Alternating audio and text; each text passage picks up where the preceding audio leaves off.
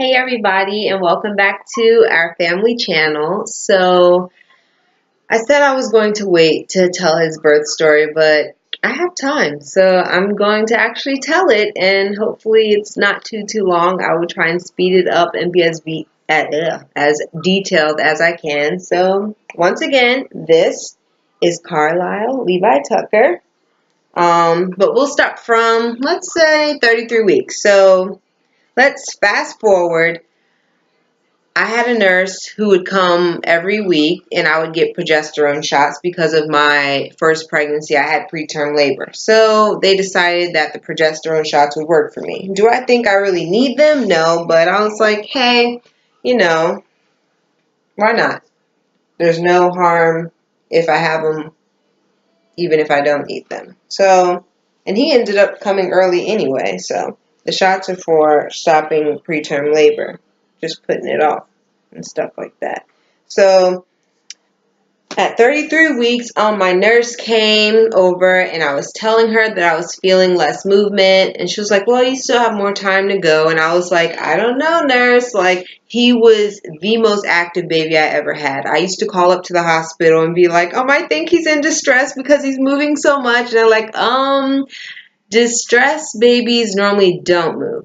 So around 33 weeks, I felt a decrease in movement. I was having extreme back pain and sciatica, like the nerve pain in my back, and it was radiating to my legs. Couldn't really feel my legs, and I got to a point where I had a hard time walking. I would crawl on the floor, and I ended up taking my mattress off of the frame and just putting just straight mattress on the floor.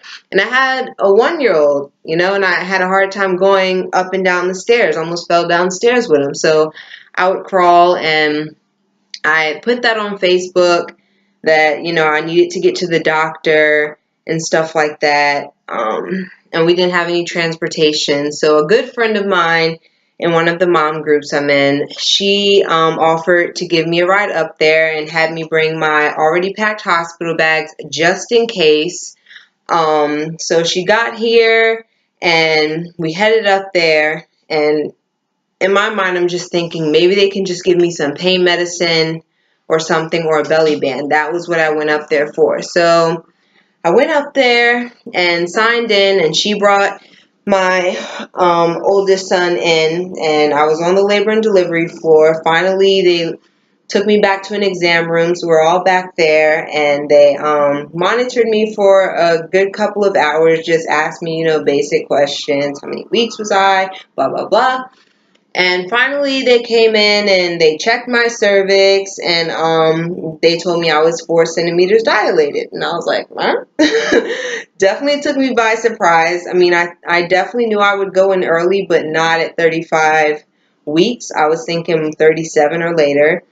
So they said they were going to admit me and keep me overnight. And my good friend, she stayed with me until nighttime and until my husband got off of work and stuff like that, and helped me out a lot with my son, and he is a handful.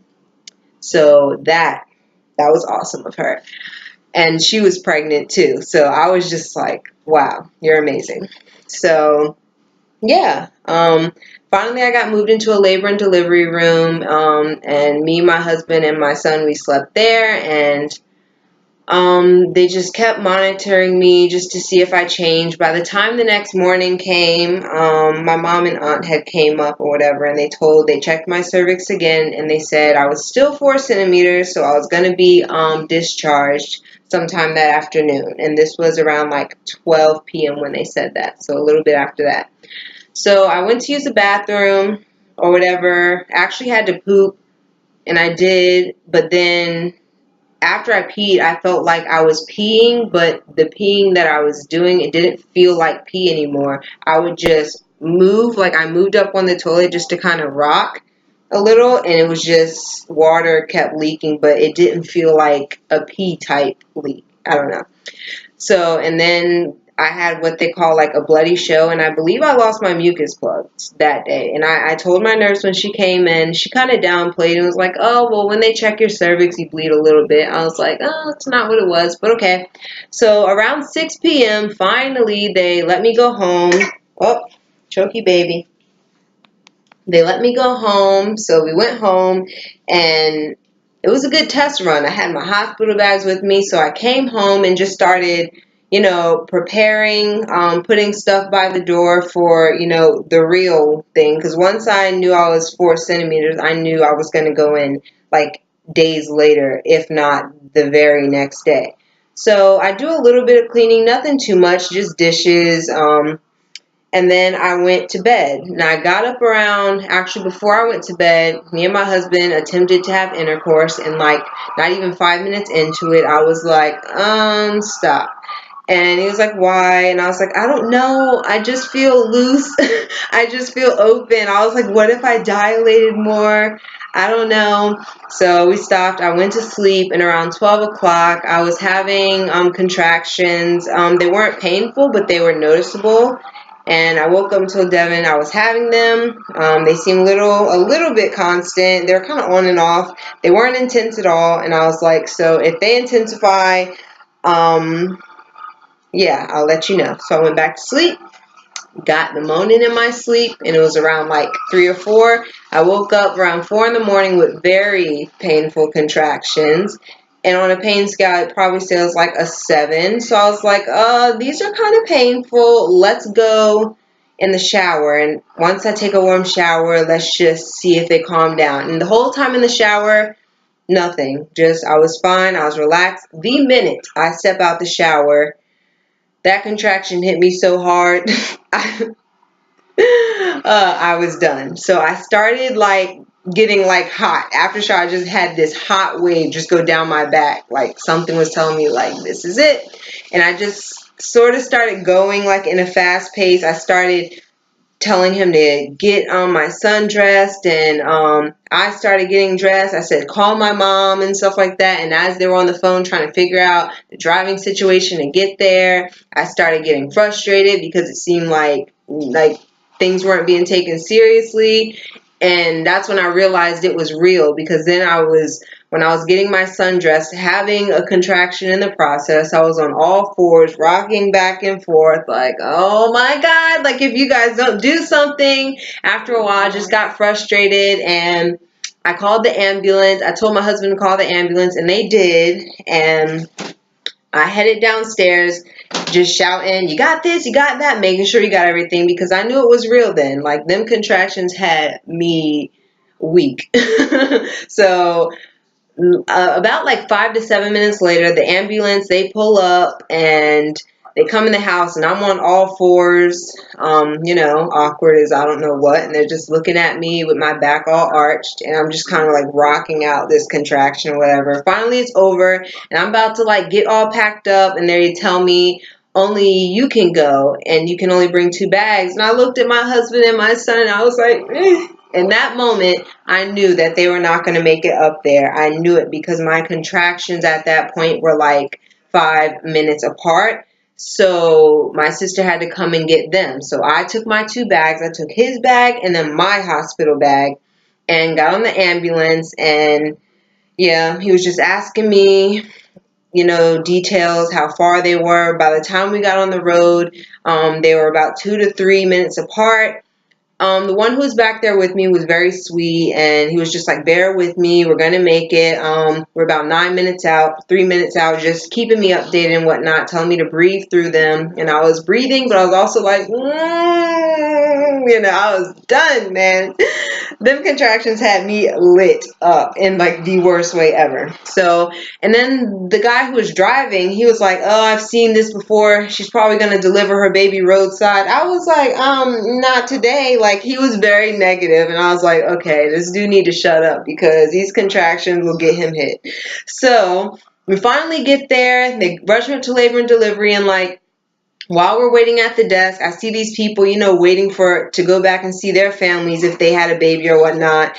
And I'm in the bed, like with my eyes kind of like squinched open, and I see them kind of staring at me, and I'm like, a contraction hits right there. And it was just so awkward, because I'm like trying to hold back, but it was so painful. I know they're looking at me like, God dang, this girl is done. I ain't even care. Finally, I get back to the room, like, can you get on the bed? I stripped so fast.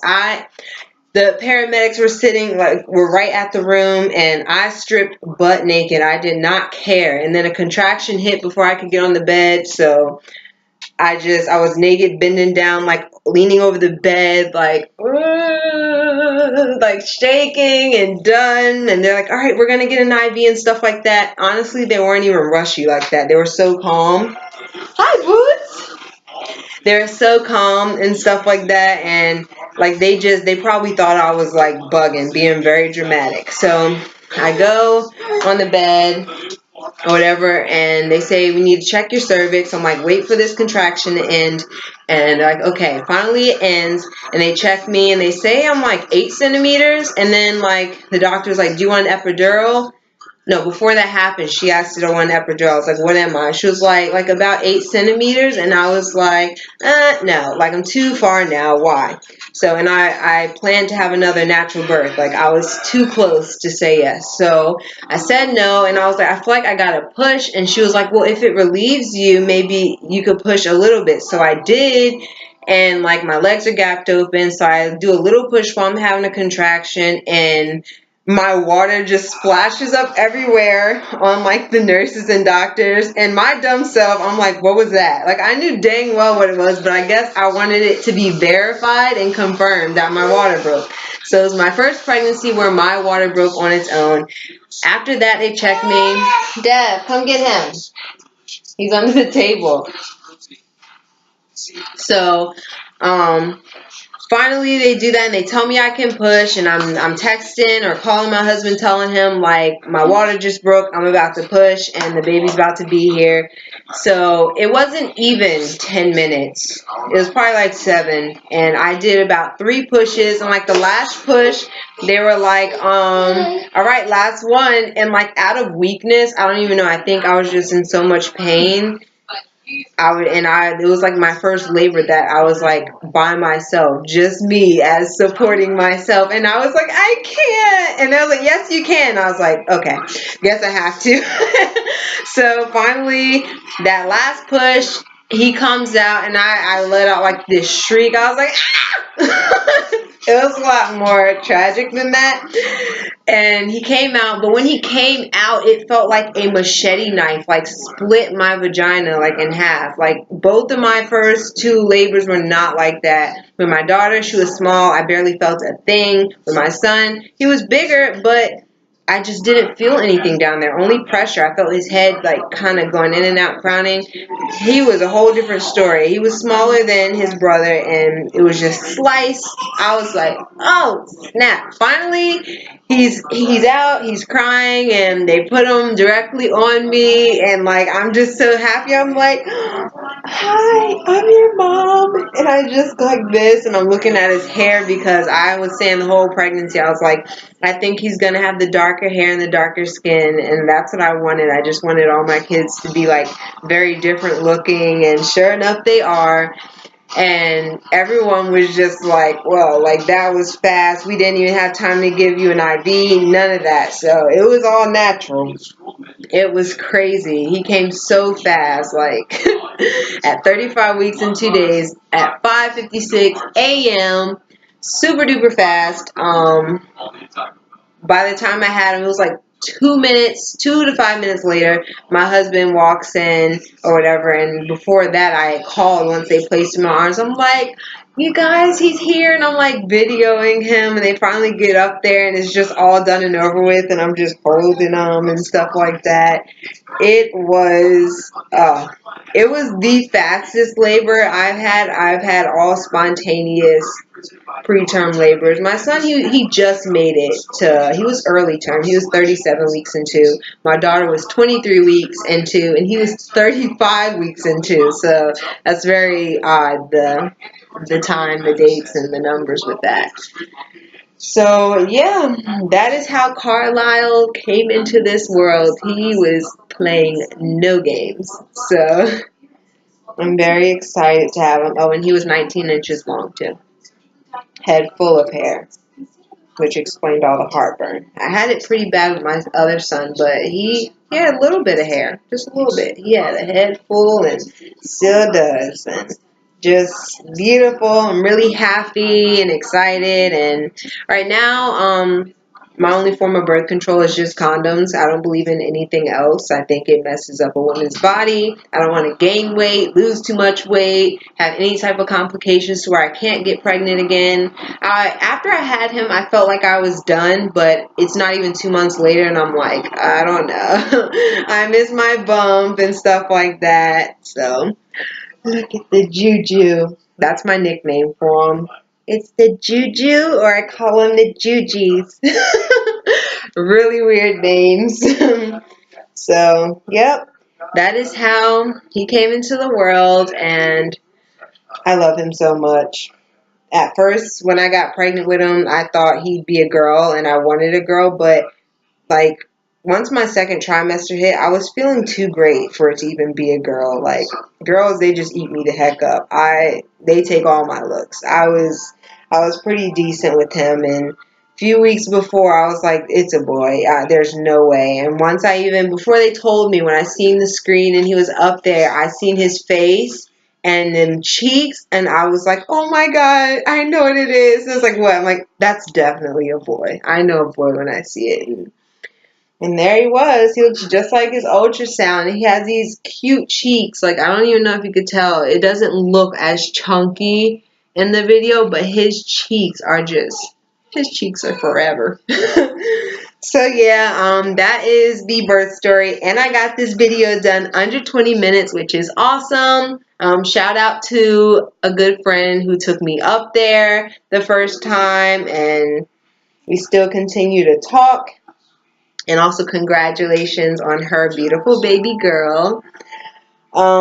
Yes, this has been a year and it is almost over. If you want your year to go fast, get pregnant.